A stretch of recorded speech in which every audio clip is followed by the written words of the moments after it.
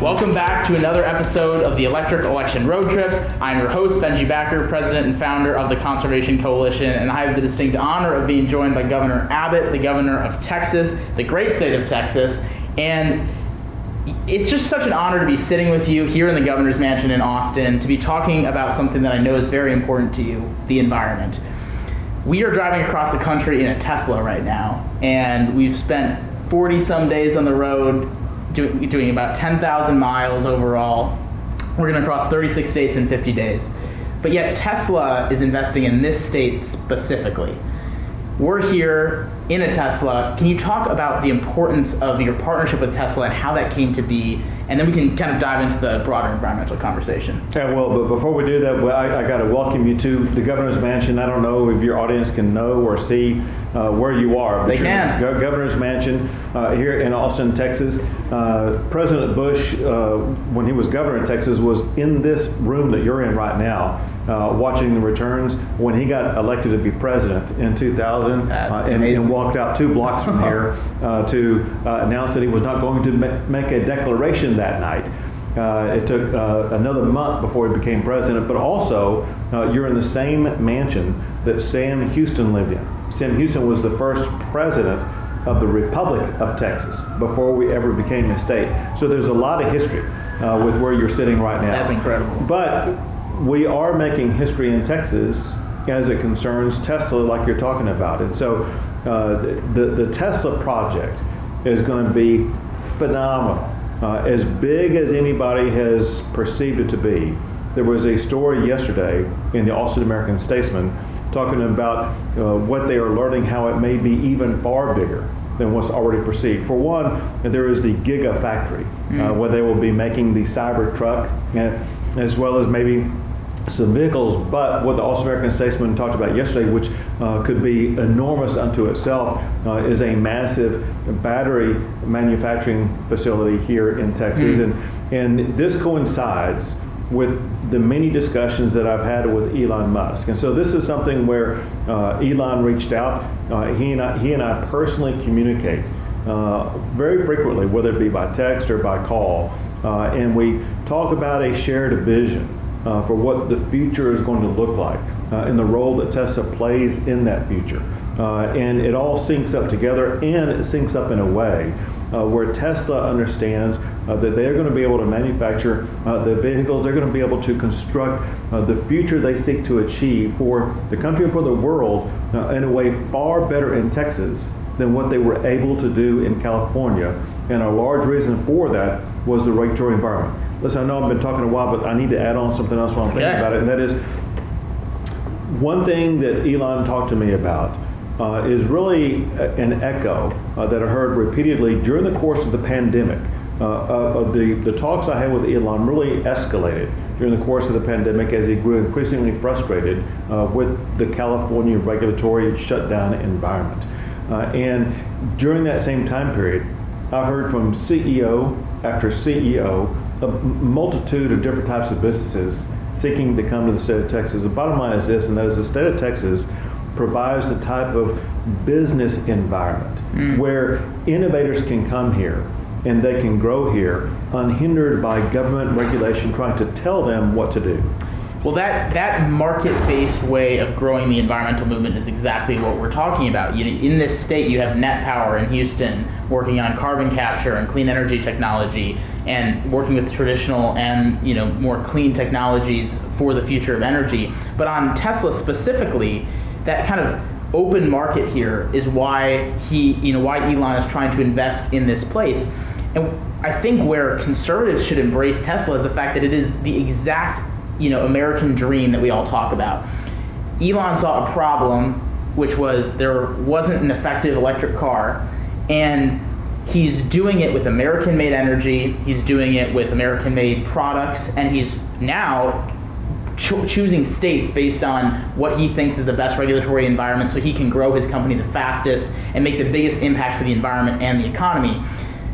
How did Texas become a state where that was feasible, and how can Texas be kind of a hub for future environmental sustainability initiatives? The answer in part deals with issues that go beyond the environment. Texas is the quintessential entrepreneurial state. We believe in the power of the entrepreneur, and here's what we know, and that is there's no government anywhere who is smarter than Elon Musk about how to start and create a business than he does. Right. And so it's insane to think that some government like the state of California or the United States of America can try to tell Elon how to run his business better. And the same thing applies to any type of business, whether it's energy or non-energy. We believe in the power and the vision and the innovation of these leaders like Elon Musk. So we want them to come here and we say, listen, we're going to partner with you. We will assist you in whatever way we can. But the main thing we will do is we're going to stay out of your way and let you achieve your own dream. But listen, something else you brought up that locked sync in what you're talking about. And that is as you know, you're in the energy capital of the United States right now, and especially Houston, Texas is the energy capital. And you brought up Houston, Texas. Yep. There are several things about it. Listen, Texas is and has been the #1 oil and gas producing state. But listen, we understand that energy is far more than just oil and gas. And Texas leads the nation, and we are one of the international leaders in the renewable wind production. We're quickly becoming a leader in solar, and let me tell you, in 5 years, maybe in 3 years, Texas will be ranked #1 in solar. And so energy is energy. Energy powers what's going to be produced anywhere, anyhow. And so Texas always will remain the energy leader. And along those lines, something that's very important when you look at what is going on in the country today, and that is Texas, we have our own electrical grid, and we produce in the state of Texas at least twice as much electricity as the second base state. That's so important for this reason, and that is if you look at the catastrophic fires that have struck California, that has impaired their ability to have ongoing access to power. And what that means is all of these, could be high-tech company, any company, you've got to have access to power. Yeah. Texas has reliable access to power because we have an all-of-the-above approach to the energy sector. And the good thing about it is we let consumers decide who their power provider is. Well, and on your first point, that's been one of the biggest problems of the environmental community, is that the environmental community has leaned so heavily on federal government first, individual last. Individuals and businesses know how to take care of their environment better than anyone else, and actually most of the time it is a regulatory infrastructure that actually inhibits environmental protection. And the regulatory streamlining and permitting processes and speeding those up and allowing an Elon Musk to develop battery storage and batteries and the Cybertruck and all those things without being inhibited by the state or federal government, that's really important to actually solving environmental challenges. Right. So here's the deal. Government dictates never work, especially in a capitalistic society, especially in an innovation-led society. I will tell you that there is a leading solar company coming to Texas that will remain unidentified right now, but they're doing so for the reason that we're talking about, and that is the way that the Texas energy sector and power sector works, and that is that the consumer gets to decide what energy source they will be using. Is it going to be renewable? Is it going to be non-renewable? Who will be the provider? And it's not based upon the government dictates. It's based upon the consumer choice alone. And so in Texas, it's the consumer and the innovator that's driving the future, not some heavy-handed, ham-handed mandate from government. Well, and that approach of kind of allowing the consumer to choose ends up benefiting the environment more long-term. Texas is one of a few states that allows that to happen, and as such, it's allowed the growth of renewables in the state to make wind the #2 energy producer in the state, but also have wind and Texas be the #1 wind state in the United States. Like, that's what an open energy market can do. That's what markets can do. That's what technology and innovation can do.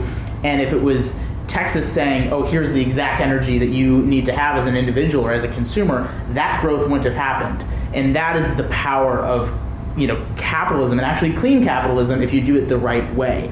Young people are often focused on kind of shutting down industries to solve these problems, and while it's well-intentioned, can you speak to the importance of having this all the above and diverse energy portfolio, and how that can be the case for the next 20, 30 years as we look to lower emissions? Sure.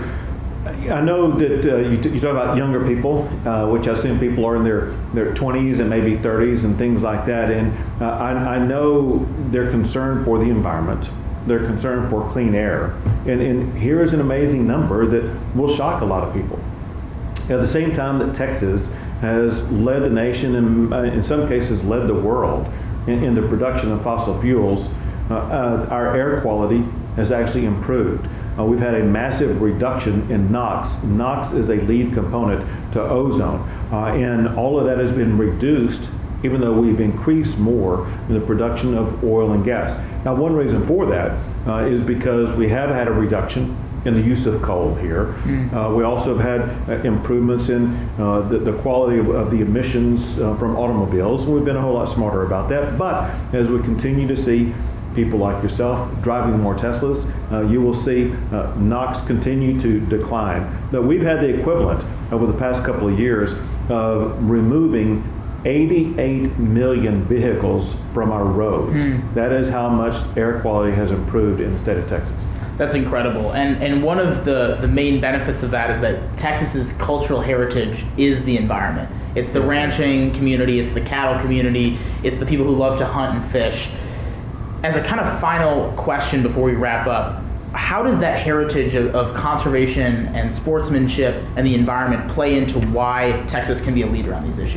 That's kind of our lodestar. That's our guidepost, and that is from our very beginnings. We begin this conversation talking about Sam Houston and his generation were the leaders in the original conservationists in the state of Texas. Real conservationists aren't people who work in some regulatory agency in Washington, D.C.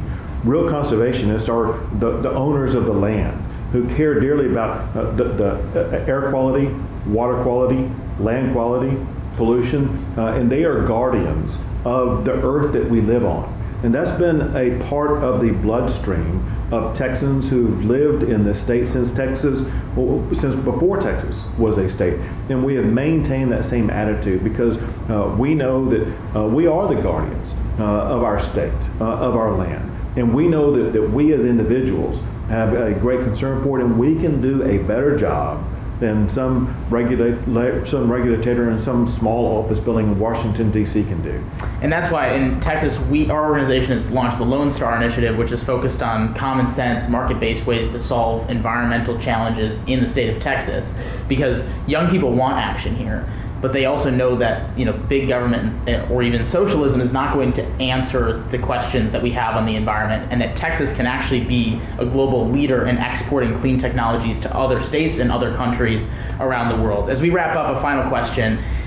As we look at the Lone Star Initiative and our growth as an organization, what do you hope that we take away from the work on the environment that's being done here in Texas? It's something that you are achieving. You talked about people want action, but the main thing we need is smart action, informed action.